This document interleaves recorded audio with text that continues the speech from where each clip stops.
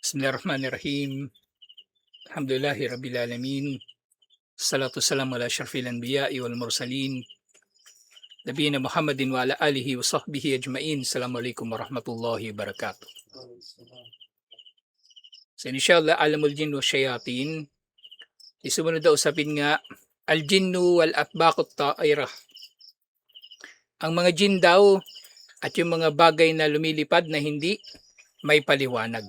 Yung nga yung mga UFO, mga alien, ganon.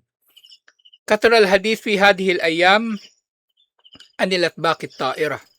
So marami raw ang usap-usapan ng mga tao sa mga araw na ito. Tungkol nga sa mga bagay nito, mga UFO, mga alien, at iba't iba pang mga bagay. At pinakanahumaling nga talaga sa mga usapin na ito, yung mga atheist. Kasi para sa kanila, patunay ito na walang Diyos, walang Panginoon na tagapaglikha, na maaring iiral ang buhay saan man nang walang tagapaglikha. So sila yung pinakanahumaling dito sa mga bagay nito. Fala yakadu yamurru asbu illa wa nasma'u anna shakhsan aw iddat ashkhas ra'aw tabakan ta'ira. So hindi raw lumilipas yung isang linggo, liban na lamang na makakabalita tayo na mayroong isang tao o grupo ng mga tao ang nakakita ng mga UFO na ito.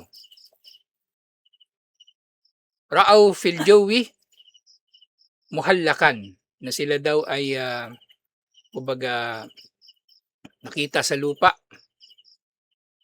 o sa langit pala, nakita sa langit na nakalutang o alal ardi jathiman, o minsan na nakikita rin sila sa lupa na nakalapag.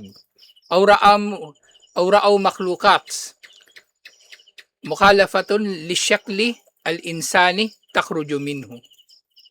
Siyempre na ulat din yung paglabas ng anong mga alien mula sa mga sasakyan na ito. Na iba yung itsura nila sa itsura ng tao o hayop. Iba-iba talaga yung kanilang anyo. Wasal al-amru ilal iddia bi anna ba'da hadhihi al-makhluqat tulibat ila ba'din nasi o talabat ila ba'din nasi musahabatuha ila tabak wa jarrat fuhusan alihi. Mas meron din naman nagsasabi meron daw kinuha yung mga alien na ito ng mga tao o inanyayahan nila, hindi naman kinidnap, ganun, inanyayahan nila, at nung nandun na sila sa kanilang mga sasakyan ng alien, kumbaga inano daw sila, in-examine, kumbaga pinag-eksperimentuhan din nung alien. May mga ganyan kayo na mababalitaan na binuksan daw yung katawan nila, tapos pinag-aralan daw nung alien. Wala yadda'i hadhihi da'wa unasun magmuruna fahasib bal yas'amu dhalika rijalun barizuna amthal ra'isil wilayat al-Amrikiyya. Itong mga pag-aangkin daw na ito na nakita sila ng alien o kinuha sila ng alien ay hindi lamang inaangkin ng mga pangkaraniwang tao o mga hindi nakikilalang tao. Kasi kahit ito mga kilalang tao ay nagpapakilala na naka-experience sila ng ganito. Lalong-lalo na presidente ng Amerika. So yung tinutukoy dito si Jimmy Carter, na presidente ng Amerika. So noong 1973 daw, فَإِنَّهُ يَعْتَقِدُ أَنَّهُ لَمَحَ شَيْئًا طَائِرًا لَمْ يَتَعَرَّفْ عَلَى مَاهِيَتِهِ فِي سَمَاءِ وِلَايَةٍ Georgia. في سماء ولاية جورجيا عام 1973. So doon daw sa Georgia, yung isa sa mga state ng Amerika, na nakasaksi daw sila doon ng UFO. Wahuwa yubdi ihtimaman khasan bil makhluqatil ukhra allati bada'at tagzu al-ard. So nagkaroon daw sila ng special na pag-aaral dito sa mga alien na ito.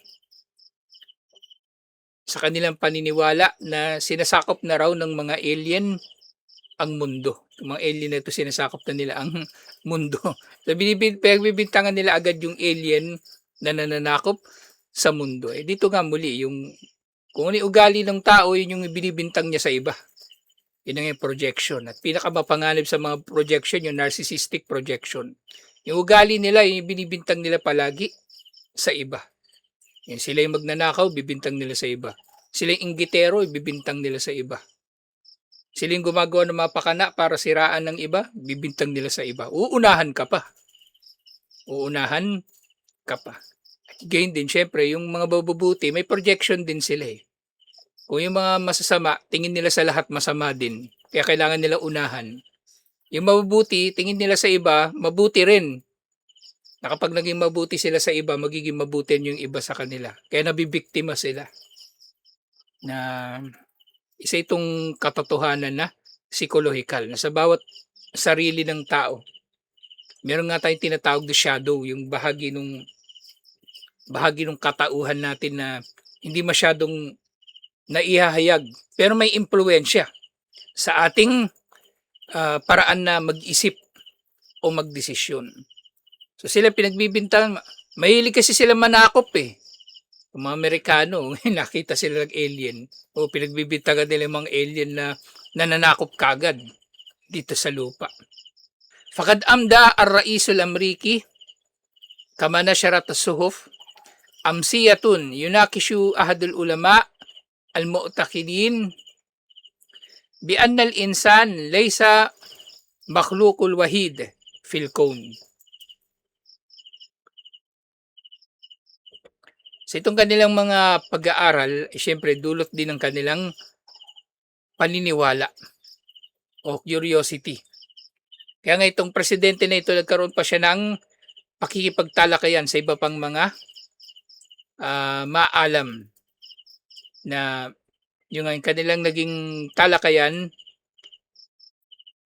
ng mga alien, sila yung mga batayan na hindi lang tao ang nag-iisa na nilikha dito sa San Sinukob na merong pag-iisip o merong teknolohiya, merong kakayanan na ganito. Meron ding iba pang mga nilalang o meron pang ibang mga kumbaga iba pang mga kasi pwede nating sabihin ano eh. Tama, pwede man sabihin natin pinaniniwalaan din nila na kumbaga nalikha itong mga ito. Yung nga lang, naniniwala sila, walang tagapaglikha. So naniniwala sila meron pa ibang mga nilalang bukod sa mga tao na merong ganitong kakayanan. At ito nga yung naging laganap din sa iba't ibang mga pahayagan na hindi lang tao ang umiiral sa buong kalawakan. Wakana yurafiku ar-raisu Carter Frank Bruce o Frank Price. So si President Carter daw ay nagkaroon ng isang tagapayo. Ang pangalan ay Frank Price. Amerikano din. Tungkol sa usapin na ito. Tungkol sa mga alien. So ito daw kinuha niya Mustasyarihu Lisyuunil Ilmiya. Kanyang isang scientific advisor. Wabada dalika syahada Carter dakhil al-marsad al-qawmi aflaman. Tujizu akhar ma tawassalat ilayhi al-abhath hawla al-makhluqat allati ta'ishu kharij nitaqil ard. Kharij nitaqil ard. So minsan daw nakapanood daw si Carter ng isang documentary na inihanda ng mga scientists tungkol sa kanilang mga makabagong research tungkol sa iba pang mga nilalang na nakatira sa outer space. Wakama biardi hadihil aflam Carl Sagan o si Carl Sagan pala, yung kilala na scientist. So ang nagpresenta daw nito si Carl Sagan, na kilalang scientist ito, patay na ito, pero kilala siya sa larangan na ito. At itong si Carl Sagan, Mudiru Ma'mal ad-Dirasat al-Kawniyah Bijami'a Cornell. So meron siyang mataas na katungkulan doon sa Cornell University at siya ay yung pinuno, sabi nating dean ng space studies dun sa Cornell University. Alladhi tarji'u ilayhi daiman wakalat al-fada al-amrikiyya fil umur al-mutaallika bil makhlukat allati ta'ishu carjonetaki kokebil art. So siya daw yung palaging kinukonsulta ng NASA, yung National Aeronautics and Space Administration ng Amerika. Kinukonsulta daw siya ng NASA tungkol sa mga bagay-bagay na may kinalaman sa alien at umiiral sa labas ng mundo. Wayansubu malhaq sahifatil hadaf al-Kuwaitiyya as-Sadr bitarik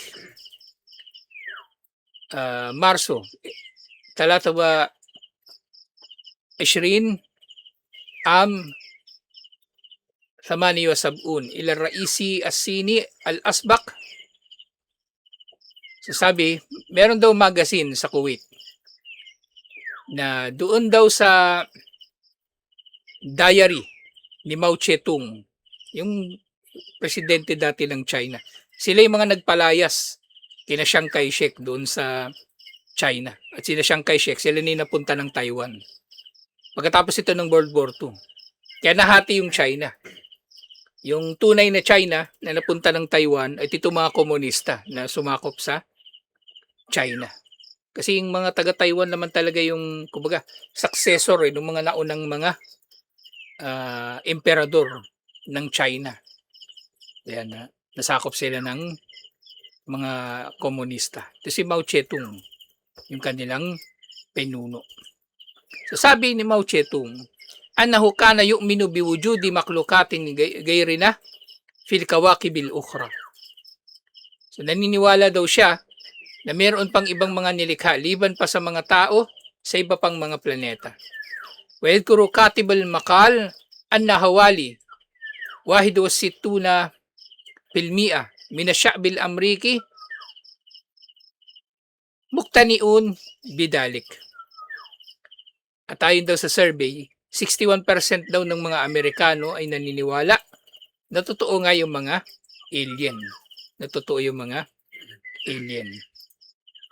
Watas umusuhuf al-Amriki anna qurabatun nisfu milyon Amriki syahadu hadhil atbaq. At sa pag-aaral din, marami daw mga Amerikano ang nakasaksi sa mga UFO na ito, mga alien na ito. Umabot sila ng mga kalahating milyon ng mga individual. At syempre maaring higit pa dito yung makabagong bilang ng mga tao. Kasi mahaba rin panahon na lumipas. Itong libro ni Sheikh Omar Al-Ashkar, 30 years na ito. Mula nang unang na-publish. Mabada haula istatao ayat tasilu bihim ittisalan mubasharan. At ang ibang mga tao na nagkaroon ng experience sa mga UFO ay nagkaroon daw sila ng direktang pakikipag-usap dito sa mga alien na ito o mga UFO. Yun nga, mula rito, nagkaroon nga ng iba yung curiosity ng mga tao. Wakadakraja as-sinema al-Amriki Steven Spielberg filman sinemaiyan biunwanin. So meron daw mga pelikula nga na ginawa si Steven Spielberg tungkol sa mga alien na dulot, kumbaga, ng mga experience na ito ng mga tao. Siyempre, kabilang dito yung mga usual, typical na experience ng mga tao sa kanila. Yung nakikita yung kanilang mga sasakyan o nakakausap sila. At ipinalabas daw ito sa White House at napanood dito ng presidente. So matapos daw na lumabas yung pelikula na ito, yung NASA ay nagdagdag pa ng kanilang pagre-research tungkol dito. Atong 1979, Nagkaroon sila ng kumbaga research na special na talaga para dito sa mga alien. Kasi nahuhumaling nga talaga sila dito. Nahumaling sila dito sa usapin na ito. Unang-una, akida nila ito napasinungalingan na merong Panginoon na tagapaglikha. Kapag mapatunayan nila na merong alien, masasabi na nila na walang Panginoon na tagapaglikha. Pero itong bahagi na ito yung pinaka mahalaga. Nilaktawan na natin ibang mga detalye. Ito yung pinakamahalaga na bahagi dito. Anong masasabi ng maalam tungkol sa usapin na ito? La majala li takdibi wujud al makhlukat gariba gairal insan. So yung unang sinabi siya ko Omar al-Ashkar, walang duda na maaring mayroong mga iba pang mga nilalang naliban pa sa mga tao at magiging kakaiba talaga sila. Magiging kakaiba talaga sila. Id tawataratir ru'ya min asyaratil uluf bal miatil uluf. So napakarami na nga yung mga nakasaksi nito, hindi lang mga 10,000 bagkus sa mga daan-daang libo. Wakad tabi'at makila fi hadal mawdu fatratan tawila. At mahaba-haba na yung panahon na lumipas na nasasaksihan ito ng mga tao. At tuloy-tuloy na nasasaksihan nila ito. Fakuntu ajidu makalan kullu asbu takriban o akthar o akal hawla ru'yati jamaatin o syaksin li shay'in min hada. Nga nabanggit nga ni Sheikh Omar al-Ashkar rahimahullah. Linggo-linggo may nababalitaan siya na mayroong grupo ng mga tao, isang tao na nakakita ng UFO. Kahit nga dito sa Pilipinas, di ba? Madalas si Jessica Soho, hindi nila pinapalampas yung mga ganyang mga balita. Yung mga hindi may paliwanag na ilaw sa langit at iba pa. Kaya patawag pa nga nila sa Ed Kaluwag Ang gano'n, pag may ganyan. At yun nga, pangalawa, Ihtaron nasi fi tafsiri hakikati hadhil atbaq wa hakikatul makhlukat allati tastakdimuha kasatan o surata hadihi al-atbaq khaliyatun tafuku surata ay markabatin iktaraaha al-insan. Si mga tao na iulat nila yung tungkol sa mabilis sa pagkilos ng mga sasakyan na ito at nalilito sila. Yun yung kinamamanghan nila bakit napakabilis. At napakabilis ng mga ito na mas matindi pa sa bilis ng anumang sasakyan na inimbento o nilikha ng tao. So, mula rito, sabi ni Sheikh Omar al-Ashkar, kasi lagi bukang bibig nila, di ba? Alien. Alien lang. Kung merong hindi maipaliwanag, alien. At nga, sabi nga nila, pati yung mga pyramid sa Egypt.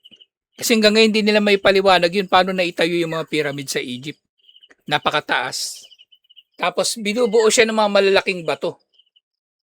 Yung malalaking bato na yun, silaki ng ng kotse o mas malaki pa. Siguro mga Land Cruiser, ganun kalaki, mas malaki pa doon.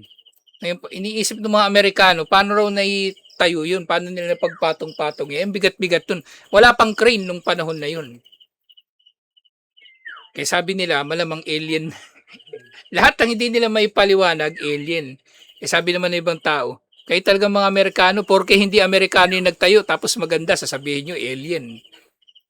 So lahat na lang para sa kanila, alien ang nagtayo. Sa lahat ng nilikha na maganda at matibay, alien. Kung hindi Amerikano ang nagtayo. Kaya nga, meron ng mga paliwanag doon May mga nagsasabi, yung ginawa daw nila yung mga pyramid, pinuno nila ng tubig. Kasi nasa lambak yung yung mga pyramid na yun, yung mga malalaki. Pinuno nila ng tubig. Kapag napuno na yun ng tubig, yung nauna nilang layer, pupunuin nila yun ng tubig na mas mataas. O di may papatong na nila yung susunod na layer. Magiging madali na yung gawin para sa kanila. Lalo na kung padadaluyin lang nila doon yung tubig galing sa ilog. So may tataas nila yung mga bato. Madali nilang may tataas ang mga bato. Pero nga sa mga maalam sa Islam, akadu ajzimu bi anna hadhihi al-makhluqat hiya min alamil jin alladhi yaskunu ardana hadihi. So naniniwala si Omar al-Ashkar at ang iba pang maalam. Yan nabanggit ko nakaraan si Dr. Bill Phillips tinanong din tungkol dito. Sabi niya jin. So naniniwala siya ito yung mga jin na nakatira dito lang din sa lupa. Waladina tahaddathna anhum fima sabak.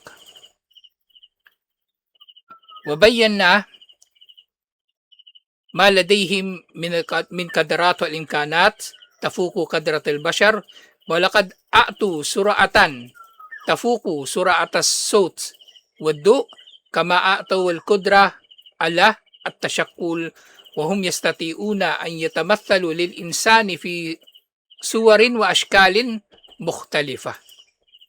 So nga itong kakayanan na ito ng mga UFO na 'di ba maglakbay ng mabilis at magiging kakaiba yung itsura ng mga nakasakay dito, hindi na ito kakaiba sa mga kalagayan ng jinn. Yung sinasabi nila 'di ba paglakbay pa raw yung UFO ng mas mabilis pa sa liwanag o mas mabilis pa sa tunog. Kasi may mga eroplano na nga rin na gano'n mas mabilis pa sa tunog. Yung mga eroplano, yung bilis nila, sinusukat siya ng yung mga mabibilis, Mach 1, Mach 2. Yung isang Mach, ibig sabihin, kasing bilis siya ng tunog.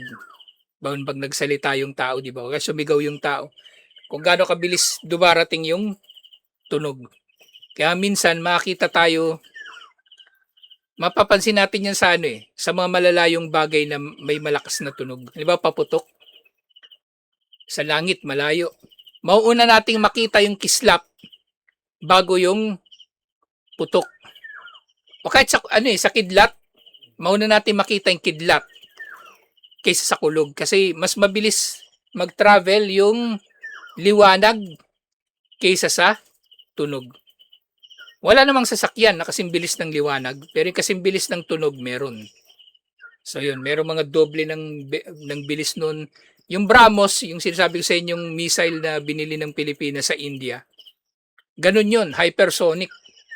So mabilis yung takbo nun. Hindi yun basta-bastang may intercept. Hindi basta-bastang may intercept. Nakita nga ng video sa Marawi. Yung kasagsagan ng binubomba nung Air Force yung Marawi. Mauna mong makita yung shockwave bago mo marinig yung bomba na sumabog. So nga itong mga bagay na ito, hindi ito kakaiba sa mga jinn. Na meron silang kakayanan na kumilos ng mabilis o magkaroon sila ng iba't ibang mga anyo. Pwede nga nilang gayahin yung anyo ng tao, di ba? O harap-harapan, magpapalit yung kanilang anyo, alhamdulillah. So napakasimple nito para sa mga Muslim. Di natin kailangan magtalo-talo o mag-iisip ng malalim o magre-research o kaya magpapaloko sa mga tao. Kasi sasadyain din ito ng mga tao Maring magagawa nila ng paraan na magamit ito sa panloloko. Itong mga alien. Sasabihin ng isang tao, di ba, halimbawa, meron siyang kakaibang bakal na napulot. O kakaiba tong bakal na to, bilhin mo. Galing to sa yung alien, dumaan dito kanina. Di ba, di makakapanloko siya. Yung pala, yung napulot nilang bakal, kakaiba Kakaiba nga, na kumbaga kakaiba yung tsura. Yung pala basura lang, nalaglag lang mula sa eroplano na lumilipad. Pwedeng gano'n. Kasi may nangyari ng gano'n. Ilang beses na may nangyari na gano'n. Nakapulot yung mga tao ng kakaibang bakal. Sa Jessica Soho, marami doon Marami doon mga kababalaghan. Mabidalika yatabayyanu lana fadlullahi alayna id arrafana bihadihi al-haqa'iq. Yan napakalaking biyaya ni Allah na ipinabatid niya sa atin ng tungkol sa mga nilikha na ito, yung mga jinn. Kasi dahil naiintindihan natin yung mga jinn, naiintindihan na rin natin yung mga kababalaghan. Hindi tayo nalilito, hindi tayo nagdududa, at iba pa. Khasatan wa nahnu nash'uru bil hayati wal kalaki ladal ladina la ya'lamuna ma alamnahu. Lalong-lalo na kumbaga tayo ngayon, nararamdaman natin yung biyaya ni Allah na hindi tayo nga nalilito sa mga bagay-bagay na ito. Kasi nalalaman natin eh. Samantalang ibang tao, hindi nila nalalaman ang mga bagay na ito. Na dahil dito, nga sinabi ni Sheikh Omar Al-Ashkar, وَبِذَلِكَ نُوَفِّرُ طَاقَاتُنَا الْأَقَلِيَّةَ وَقُدْرَاتُنَا الْعِلْمِيَّةَ وَأَمْوَالِنَا. Na dahil dito, natitipid natin yung ating lakas at talino. Kasi di ba yung mga Amerikano, gumastos pa sila ng napakalaking halaga ng pera at naglaan ng effort para pag-aralan yung mga alien. Pero yung mga Muslim, wala na. Hindi natin kailangan magaksaya ng panahon sa mga bagay na ito. Wabidalika, sa dito nga, yung karugtong nito, wakad tasa'ala ba'duna anisirri fi duhuri hadihil atbaq fi ayyamina hadihi wa adama duhuriha fil usuri al-khaliyah. So nga, dahil naiintindihan ng mga Muslim ang mga bagay na ito, naiintindihan din natin yung sinasabi ng mga tao.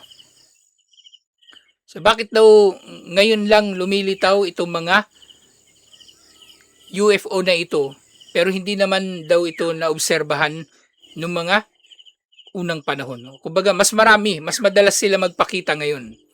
Mas madalas sila magpakita ngayon kaysa sa nung unang panahon. So, nung unang panahon, may mga nag-uulat na nakakita sila ng alien. May mga ilaw na hindi may paliwanag sa langit. Pero nga sa mga kadahilanan dito, فَالْجَوَابُ أَنَّ الْجِنَّ يَلْبِسُونَ لِكُلِّ أَسْرٍ لُبُوسِهِ. Ang mga jin sa iba't ibang mga panahon ay meron silang iba't ibang paraan ng panlilinlang sa mga tao. Wahadal asru at takaddumu al-ilmi.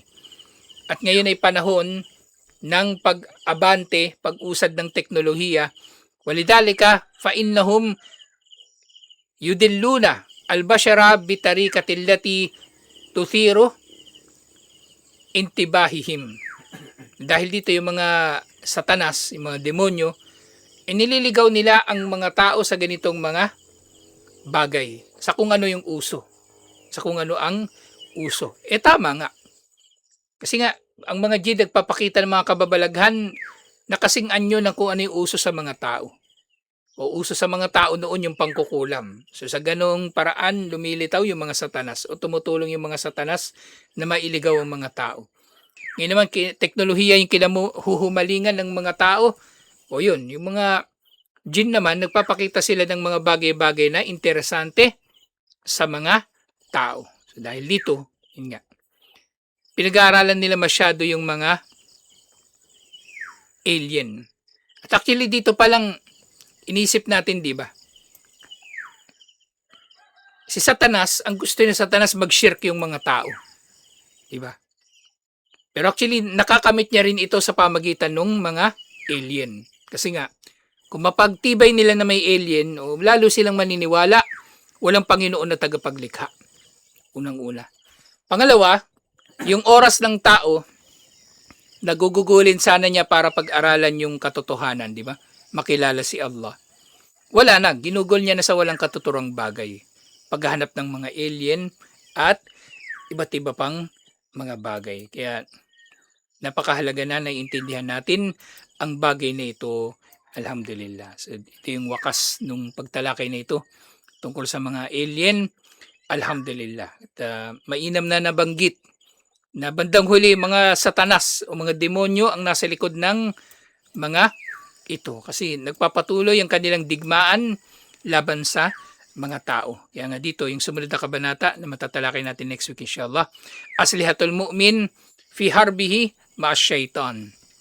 Ang mga marapat na sandata ng mananampalataya sa kanyang digmaan laban kay Satanas. Alhamdulillah. Sa tutuloy natin ito inshallah. Assalamualaikum warahmatullahi wabarakatuh.